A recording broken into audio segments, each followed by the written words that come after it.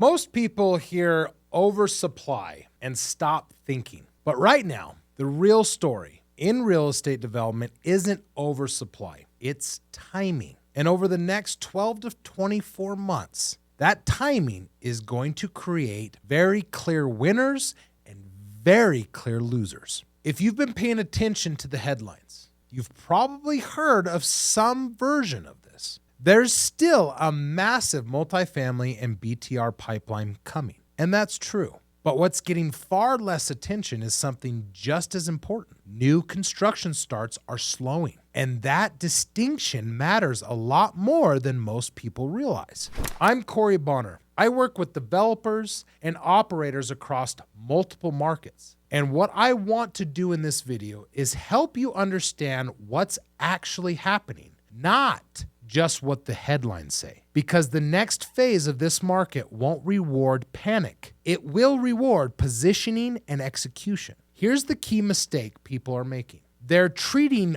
pipeline and starts as the same thing. They're not. The pipeline tells you what already is in motion. Starts, however, tell you what's coming next. So right now, deliveries are still working their way through the system, but fewer projects are being added behind them. That creates, of course, a gap. And that gap is where opportunity and risk show up. Why this is confusing the market. When people hear oversupply, they assume rent pressure everywhere. Lease up pain across the board. No room for new deals. But supply doesn't hit evenly. It hits by market, by submarket, and by timing. Two projects can be in the same metro. One will struggle, the other will be just fine. The difference usually isn't demand. It's when they deliver and how well they're operated, who this helps. So let's talk about who stands to benefit from this environment. One, projects delivering as starts slow. If your project is coming online while fewer new starts are happening behind you, competition thins faster than people expect. That can mean lease-up pressure 6 to 12 months in, fewer incentives needed over time, better renewal leverage, not immediately, but gradually. Number two, well-located build-to-rent communities. BTR projects with good site selection, strong ops, clear resident expectations. They tend to absorb more consistently than traditional multifamily when supply tightens unevenly. They don't need explosive rent growth to perform. They need steady execution.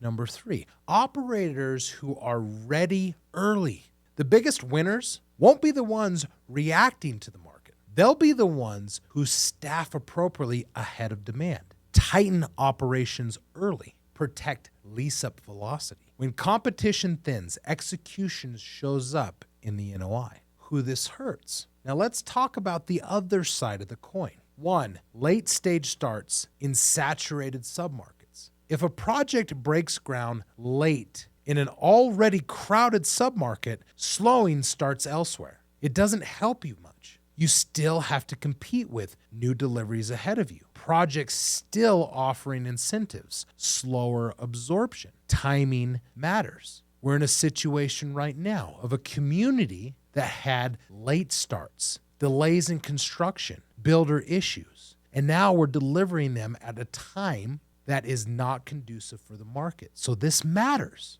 So how about two, deals that need rent growth to work? Projects underwritten with the assumption that rent growth will fix this later are the most exposed. In this submarket, rent growth will be uneven, not universal. Execution matters more than optimism. Number three, weak operators. This is important. You don't need a weak operator. This environment exposes operational gaps super fast. Slow turns, poor follow-up, staffing issues. When competition is super high, these problems hide. When supply starts thinning, they don't. Why operations decide the outcome.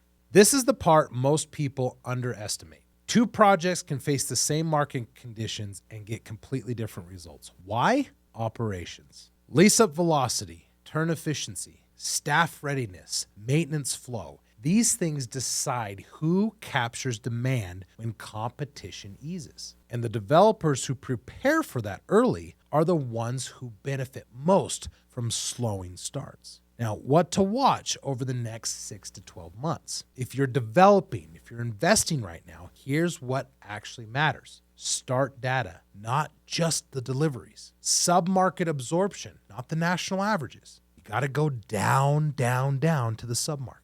Operational readiness, not just capital structure.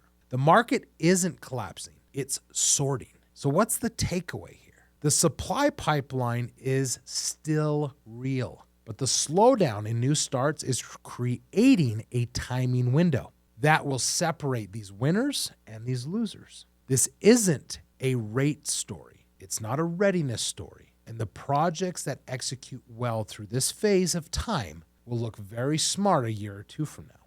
If you want a deeper look in how build-to-rent projects protect performance and NOI in this changing market, I put together a free case study. You can go grab it at corybonner.com/case study. And if this kind of real-world operator-level insight is useful for you, make sure you subscribe. We're going to keep breaking down the parts of this market most people are not talking about.